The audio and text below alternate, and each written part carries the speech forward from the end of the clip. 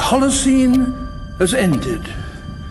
What we do now, and in the next few years, will profoundly affect the next few thousand years.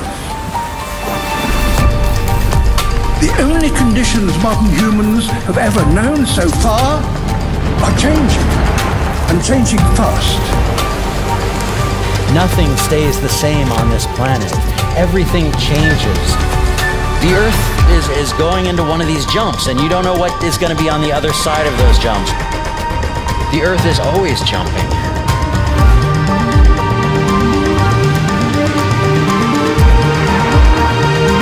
Things move on this planet. Things are not still. Everything is turning.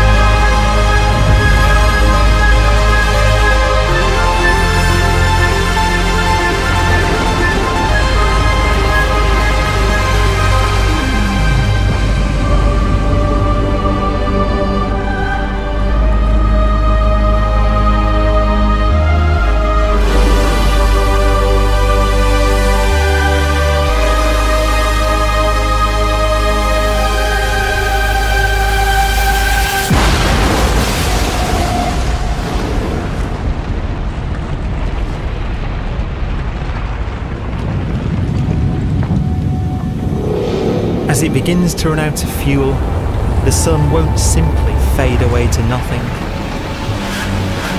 Its core will collapse, and the extra heat this generates will cause its outer layers to expand.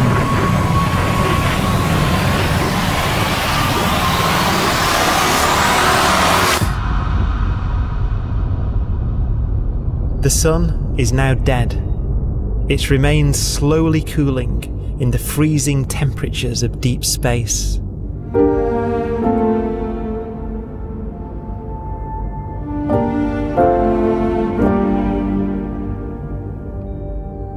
The fate of the sun is the same as for all stars. One day they must all eventually die, and the cosmos will be plunged into eternal night. All stars eventually will run out of fuel. The temperature of the universe drops. The stars, one by one, in the night sky, will turn off. And there'll be no more new stars created. And so that the universe will end not with a bang, but with a whimper. And not in fire, but in ice.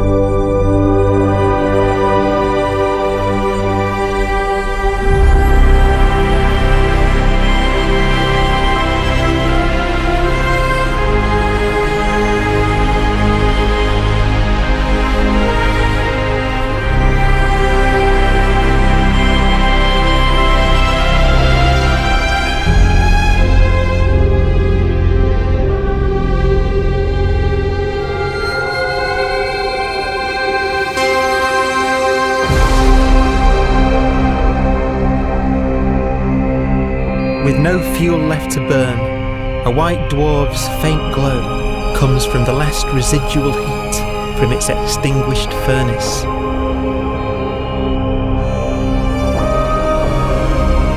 Looking at it from where the Earth is now, it would only generate the same amount of light as the full moon on a clear night.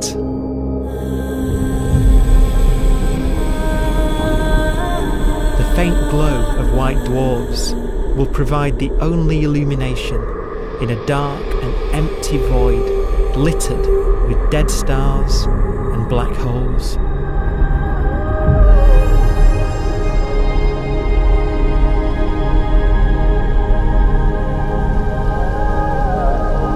some ways, it's kind of a ghost universe. It's the corpses, the zombie stars, that will take us into the future.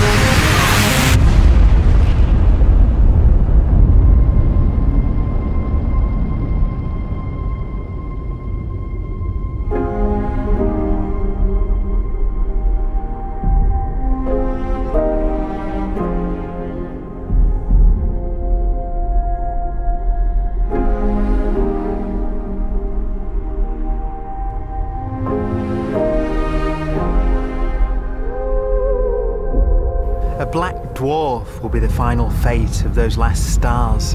White dwarfs that have become so cold that they barely emit any more heat or light. Black dwarfs are dark, dense, decaying balls of degenerate matter. Little more than the ashes of stars. Their constituent atoms are so severely crushed that black dwarfs are 1,000,000 times denser than our Sun.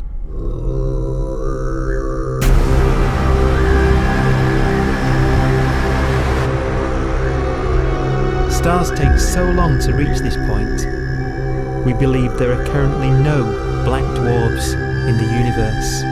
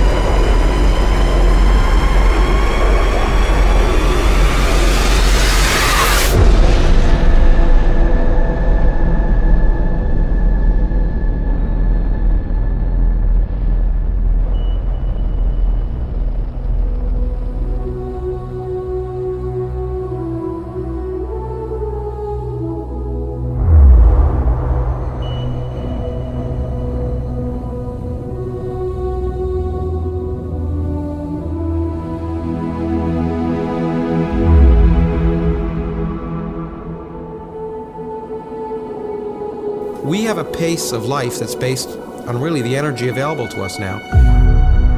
You could imagine living conscious systems which have a very different pace and therefore can extend out at least a lot farther than you'd imagine otherwise.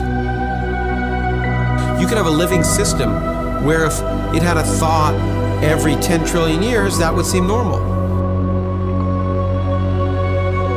Even if our life dies out, one could imagine at some time arbitrarily far in the future, a fluctuation occurs which allows intelligent life to exist again for a little while. So you might have islands in time of intelligence.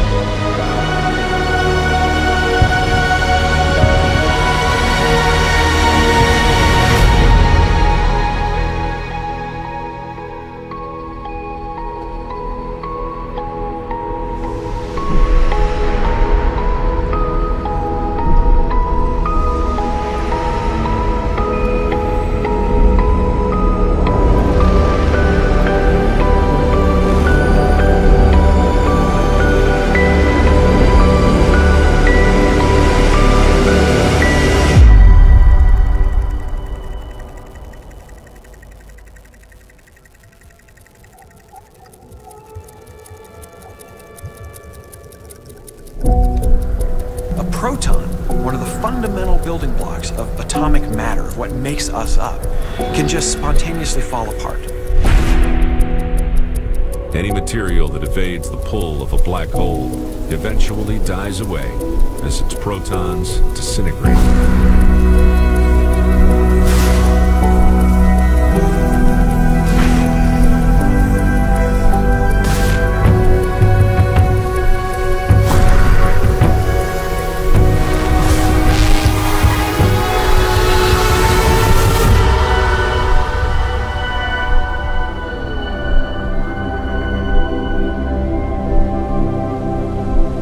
The matter inside black dwarfs, the last matter in the universe, will eventually evaporate away and be carried off into the void as radiation, leaving absolutely nothing behind.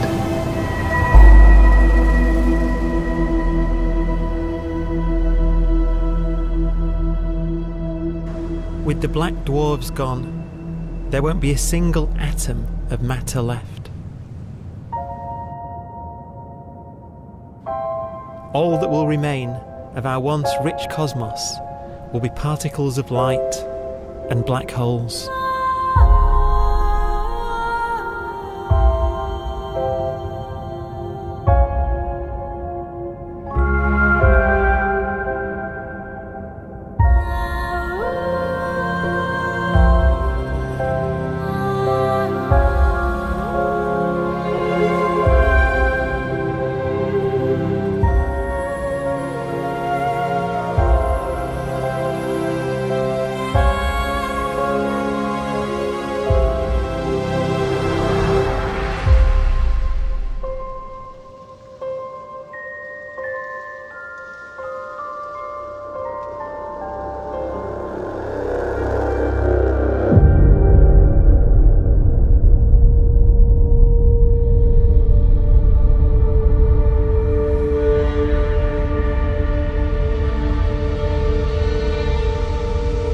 The arrow of time creates a bright window in the universe's adolescence, during which life is possible.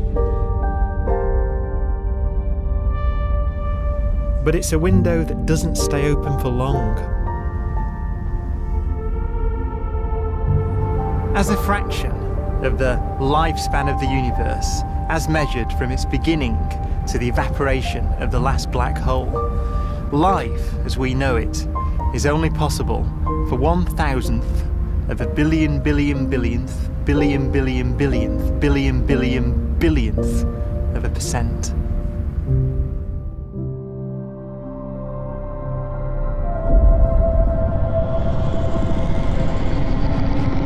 Black holes become the fundamental building block of the universe. A galaxy will basically be a supermassive black hole in a center with smaller black holes orbiting it.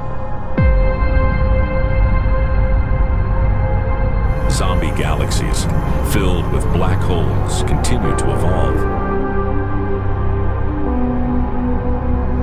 They'll eat each other and they'll get bigger, and maybe they'll fall into the supermassive black hole and it'll get bigger. The universe will still be an exciting, dynamic place. It's just that the timescales you're talking about are now trillions of years instead of thousands or millions of years.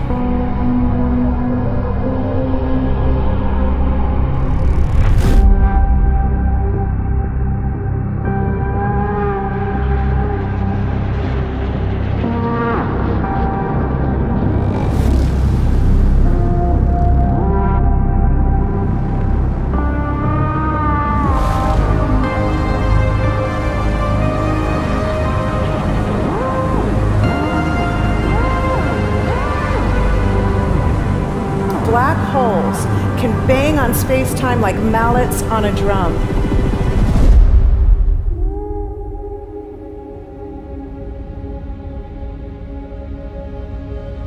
And they have a very characteristic song.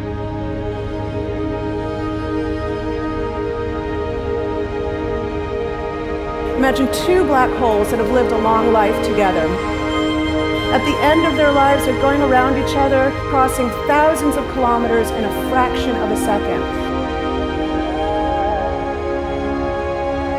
As they do so, they leave behind in their wake a ringing of space, an actual wave on space-time.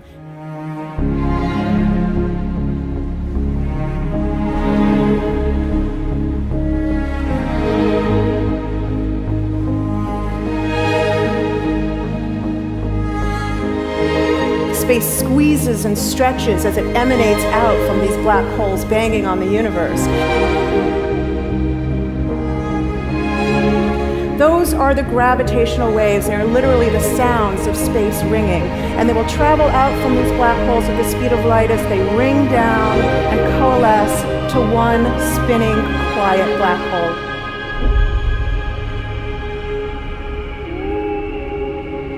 If you were standing near enough, your ear would resonate with the squeezing and stretching of space. You would literally hear the sound.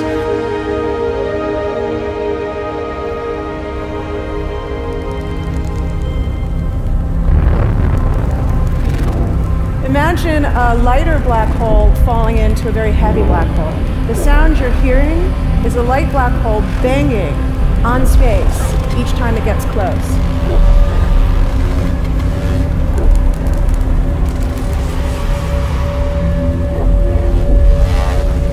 As it falls in, it gets faster and it gets louder.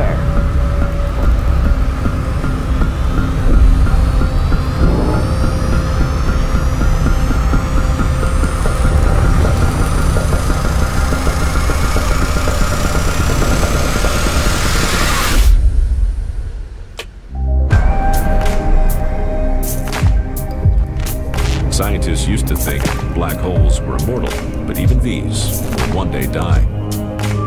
Now we're talking about timescales of unimaginable length, quadrillions of years into the future. On that timescale, even the black holes begin to evaporate.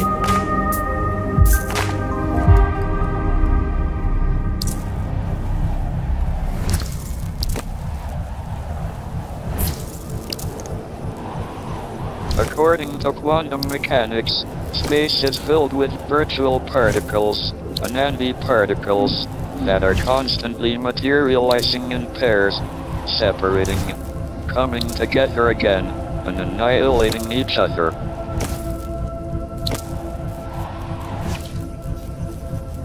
In the presence of a black hole, one member of a pair of virtual particles may fall into the hole, leaving the other member without a partner with which to annihilate.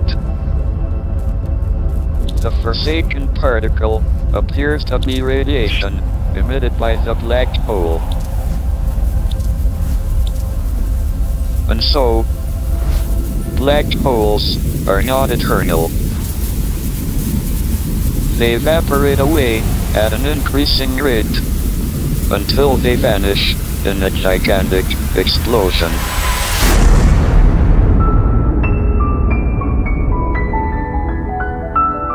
Quantum mechanics has allowed particles and radiation to escape from the ultimate prison, a black hole.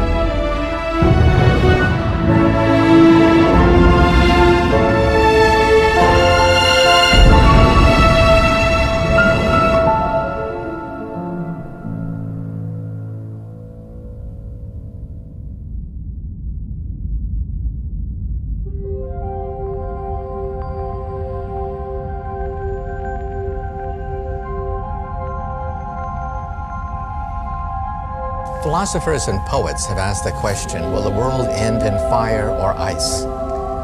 We can now give an answer. The latest evidence shows that the universe is not slowing down, but it's speeding up out of control. And the universe, we think, will die in ice. Trillions upon trillions of years from now. Empty space itself has energy. In every little cubic centimeter of space, whether or not there's stuff whether or not there's particles, matter, radiation, or whatever, there is still energy even in the space itself. And this energy, according to Einstein, exerts a push on the universe. What is the weird stuff that's accelerating the universe? We call it dark energy. And this stuff is the dominant stuff of the universe. Almost 3/4 of the matter-energy content of the universe is this dark energy. And we don't know what it is. Dark energy, unlike matter or radiation, does not dilute away as the universe expands. This has crucial implications for what the universe is going to do in the future. So what will be the future of the universe? Well, if the dark energy remains dominant and repulsive, the universe will expand forever.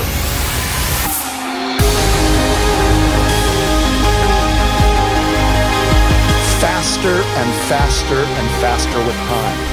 A runaway universe. 70% of the energy of the universe resides in empty space, and we don't understand why. But we do know what will happen. If that energy continues to be there, the universe will become cold and dark and empty. That's the future as it might be. We don't know because we don't yet understand the nature of dark energy. Until we do, we won't know the future. We won't even understand our own origins. And that's why we want to know and study this subject.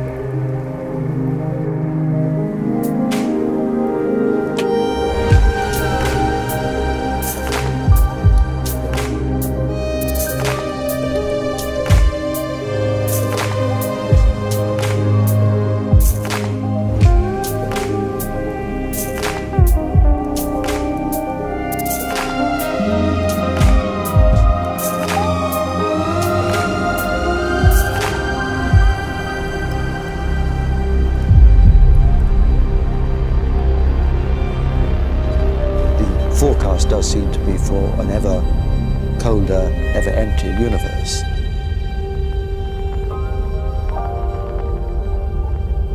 But then, of course, we have to ask, could that end lead to a new beginning?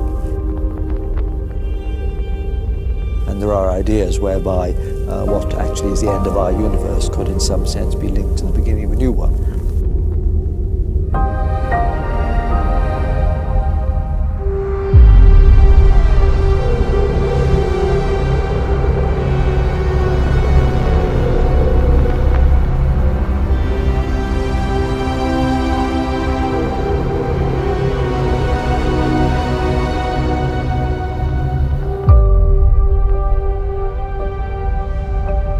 We've worked out the mathematics, the equations. They seem to say that if you have an atom smasher that can concentrate tremendous amounts of energy at a single point, you can perhaps open up a gateway, a baby universe.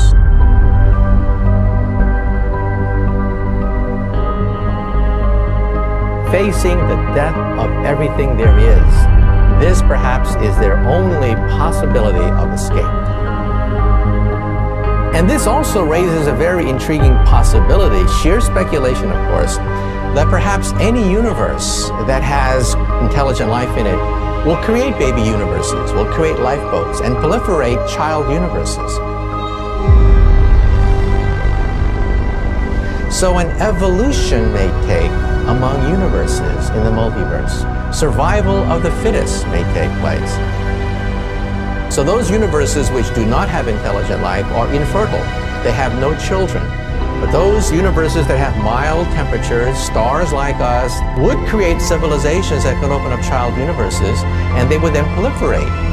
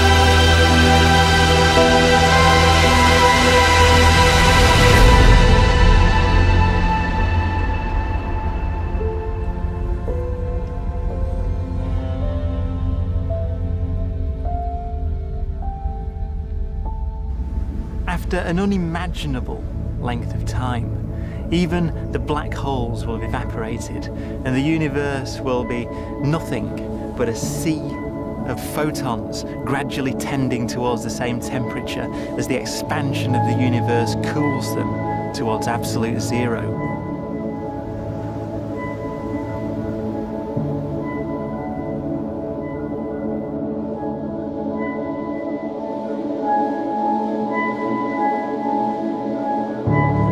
Once the very last remnants of the very last stars have finally decayed away to nothing, and everything reaches the same temperature, the story of the universe finally comes to an end.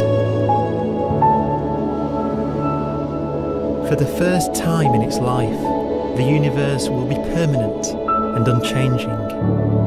Entropy finally stops increasing because the cosmos cannot get any more disordered.